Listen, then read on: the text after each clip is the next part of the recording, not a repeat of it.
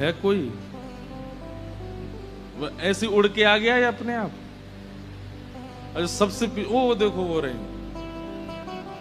हाँ इन्होंने लिखा ये, और इनका जो उत्तर है यही कल्याण है।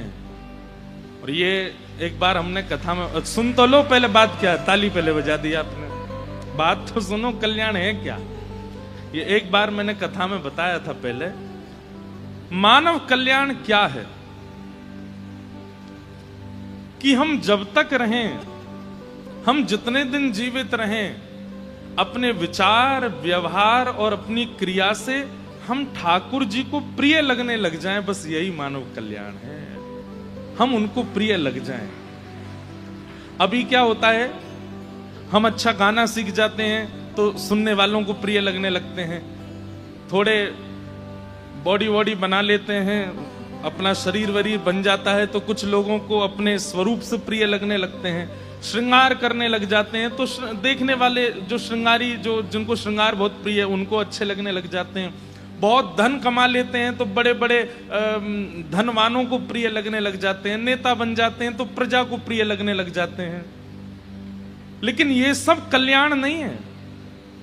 अपने जीवन के प्रत्येक क्षण में ऐसी क्रिया करना, ये विचार करते हुए कि मैं श्री राधा रमण जी को प्रिय लगूं, मैं श्री राधा वल्लभ जी को प्रिय लगूं।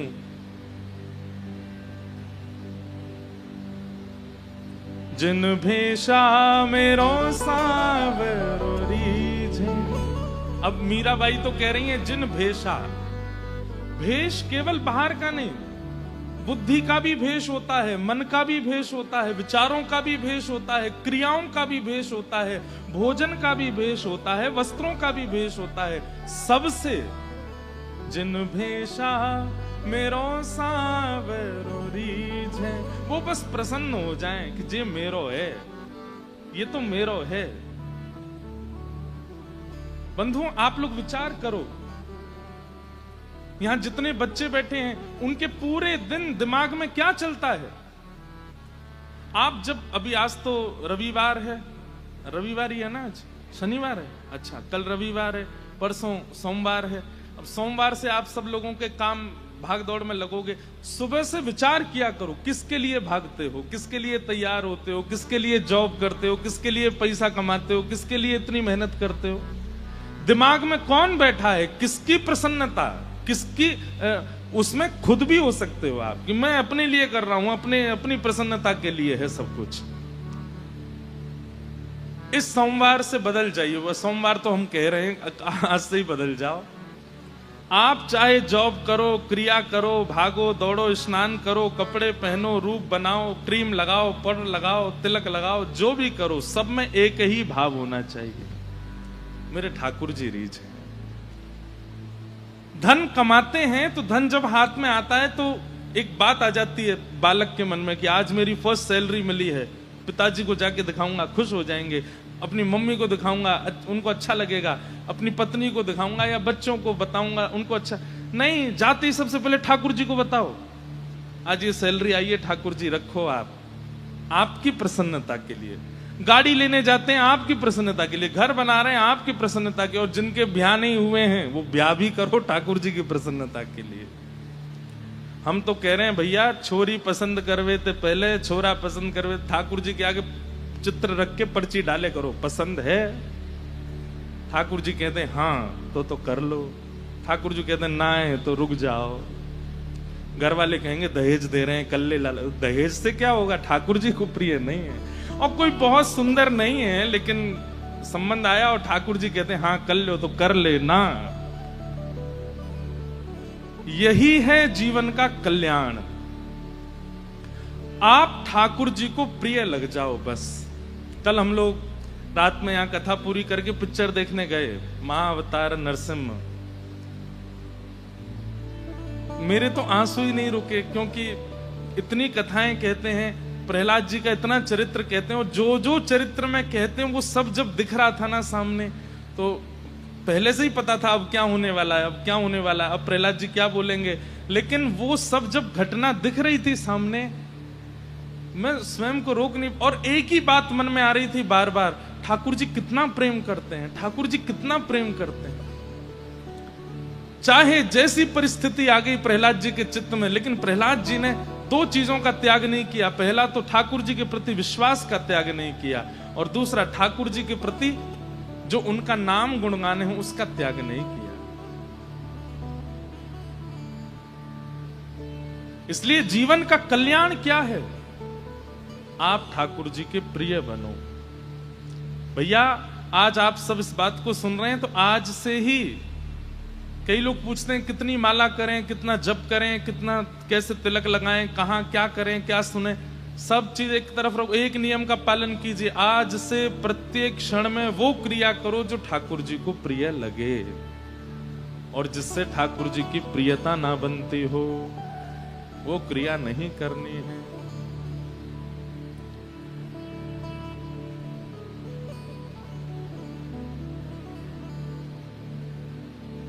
एक मुझे याद नहीं है कि स्वामी श्री हरदास जी की परंपरा का पद है या हरिवंश महाप्रभु की परंपरा का पद है, जैसे मैं तो है अति प्यारी लगूं वैसो मोहे कीजिए। ये स्वामी जी की परंपरा का पद है? नहीं, शायद हरिवंश परंपरा का पद है। उसमें निवेदन करते हैं श्री जी से क्या, कि जैसे मैं तो है अति प्यारी लगूं वैसो मोहे कीजिए। हे किशोरी जी, हे लाडली जी, मैं आपको प्रिय लगूं वैसा आप मुझे बना दो। अब कुब्जा की कमर 3 जगह से टेढ़ी है, उसको दुनिया के लोग कुरूपणी कहते हैं, कुब्जा कहते हैं, लेकिन जब श्याम सुंदर उसके बगल से निकलते हैं तो कहते हैं अरे सुंदरी तुम कहां जा रही हो? कुब्जा बोली पहली बार मुझे किसी ने सुंदरी कहा है। ठाकुर जी बोले हमें आप ऐसी अच्छी लगती हो इसलिए हमने आपको ऐसा बनाया है। आप जैसे भी हैं, आप ठाकुर जी को प्रिय हैं, दूसरों को प्रिय लगे ये संसारी बात हो सकती है, लेकिन ठाकुर जी के प्रिय लगे, ठाकुर जी के प्रिय बने, यही कल्याण है। इसलिए आज के बाद कथाएं सुनिए, प्रवचन सुनिए, नाम जप कीजिए, तिलक लगाइए, वस्त्र पहनिए, क्रियाएं कीजिए, विचार कीजिए, कुछ भी सोचिए, सब में एक बात का ध्यान रखिए कि ये क्रिया, ये व्यवहार, ये स्वरूप, ये खाना, ये भोजन ठाकुर जी को प्रिय लगेगा कि नहीं, और उस क्रिया को कीजिए। करने वाले, सुनने वाले यहाँ हजारों बैठे, पर करने वाले आप में से 10 ही होंगे, लेकिन वो 10 भी करेंगे तो बहुत है। और इतने सारे लोग बैठे हैं, आप कहोगे महाराज जी पूरे दिन तो हम ऐसा नहीं कर सकते कि हर क्रिया ठाकुर जी की प्रसन्नता के लिए करें। एक से शुरू करो, एक क्रिया तो ऐसे करो पूरे दिन में जो ठाकुर जी को प्रिय लगे। अगले महीने 2 क्रिया करो, उसके तीसरे महीने 3 क्रिया करो, उसके चौथे महीने 4 क्रिया करो, हर महीने 1 क्रिया बढ़ा दो। ऐसा मत करो कि पूरे दिन ही ठाकुर जी की प्रियता की भावना रखो। एक एक क्रिया तो कर सकते हो, जो ठाकुर जी को प्रिय लगे वो करो। भैया प्रेम का यही तो स्वरूप है। पति को कई चीजें पसंद नहीं होती, लेकिन पत्नी की प्रसन्नता के लिए कई बार वो करता है। ऐसे ही पत्नी को कई चीजें, विवाह ही तो यही होता है। विवाह के बाद क्या होता है जिनका हो गया उनको पता होगी, मुझे तो पता नहीं है, लेकिन फिर भी हमें यह पता है कि निभेगा कैसे। निभेगा ऐसे कि विवाह के बाद जो पुरुष है वो देखे कि मेरी गृहिणी को क्या प्रिय लगता है, और अगर उसकी प्रिय वस्तु वो हैं जो उसको प्रिय नहीं लगती हैं, तो प्रयास करे कि नहीं है मन तो भी करे, उसको अच्छा लगेगा ना, करूंगा तो। ऐसी पत्नी, अब जहां पर यह बात आ जाती कि नहीं मुझे ये पसंद नहीं, मैं तो करूंगा ही नहीं, वहीं ब्याह में दूरी आनी शुरू हो जाती। अब कई लोगों को हम कहते हैं कि तिलक लगाया करो, महाराज जी नाम जप करवा लो, वृंदावन बुलवा लो, गिरिराज जी की परिक्रमा लगवा लो, दंडवती करवा लो, लेकिन तिलक नहीं लगा सकते। आप इतना भी ठाकुर जी के लिए नहीं कर सकते। कई लोग कहते हैं महाराज जी सब करवा लो, लेकिन हमसे ना प्याज लहसुन नहीं छूट रही है, बाकी जो करवा लो, बिना उसके स्वाद नहीं आता है। इतना भी नहीं कर सकते तो क्या करोगे? ये तो छोटी छोटी चीजें हैं, तिलक लगाना, भोजन की शुद्धि रखना, वस्त्र आभूषण ऐसे पहनना जिससे ठाकुर जी को प्रिय लगे। इसलिए कल्याण क्या है? हरि सबके प्रिय हैं, पर सब में कोई हरि का प्रिय हो जाए, यही कल्याण है। आप उनके प्रिय हो जाओ बस। और वो प्रिय बनने के लिए जो करना पड़े वो आज से करना प्रारंभ कर दो, आपका कल्याण संभव हो जाएगा, आपका कल्याण निश्चित है। तो समझ में आ गई बात सबको? हमारा कल्याण क्या है कि हम हरि के प्रिय हो जाएं बस। तुम्हें छोड़ सुन नंद दुलारे, कोई ना मीत हमारो।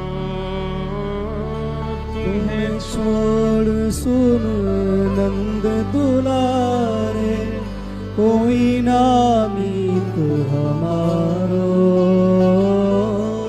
किसके द्वारे जाए पुकारो, और न कोई सहारो।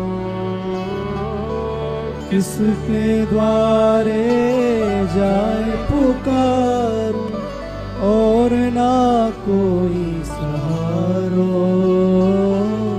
अब तो आके बांह पकड़ लो, ओ मेरे प्रियतम।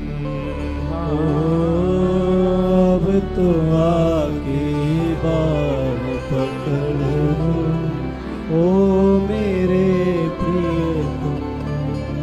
तुम हमारे थे प्रभु जी, तुम हमारे हो, तुम हमारे वीर होगे, ओ मेरे प्रियतम। तुम हमारे थे प्रभु जी, तुम हमारे हो, तुम हमारे ही रहोगे, ओ मेरे प्रियतम। अब दूसरा एक पहला प्रश्न है, सुनिए।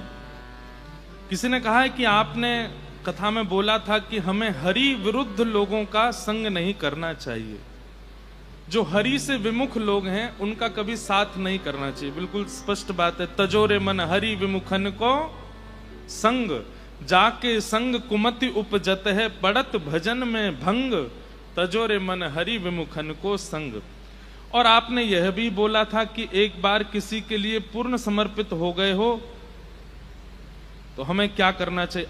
आप अगर किसी हरि विमुख व्यक्ति को समर्पित हो गए हो तो सबसे बड़ी बात यह है कि समर्पण शब्द इतना शुद्ध है कि वो हरि जन के प्रति ही हो सकता है। उसके विमुख व्यक्ति के प्रति आपका समर्पण नहीं होता है, आकर्षण होता है।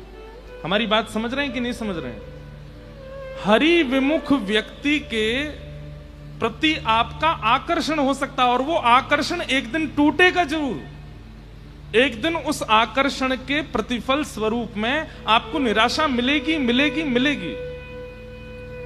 इसलिए चाहे पुत्र हो, चाहे पुत्री हो, चाहे पति हो, चाहे पत्नी हो, चाहे मां हो, चाहे पिता हो, चाहे भाई बंधु सखा हो, यदि वो हरि सन्मुख नहीं है तो उसके प्रति आप संबंध रखिए पर समर्पित मत होइए।